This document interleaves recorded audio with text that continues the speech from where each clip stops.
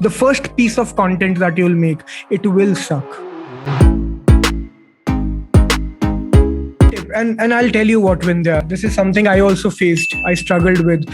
The first time when I started making videos, they sucked, right? And that's the truth. The first piece of content that you'll make, it will suck. But what you need to do is you need to keep making more and more pieces of content, right? One after the other, and try to keep improving yourself. And eventually, with each piece of content, it will suck a little less. And there will be a moment where you'll be proud of yourself about the kind of content you are creating. So, the first thing about overcoming video phobia is switch on the camera and look into it and start talking. Think about it. The worst thing that could happen if you put up a bad video, it will not get views, right? It will not get views. That's the worst thing that can happen. If you didn't put the video, you were going to get 0 views. But if you put up the video, you might get 5, 10, 100 views.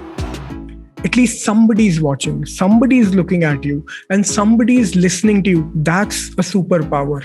The moment people start listening to you and you have their attention, even if it's 5 people, think about it. You're in a room and 5 people are listening to you. That's a lot. It looks smaller when you look at it from a social media point of view, that only 5 views, only 5 people.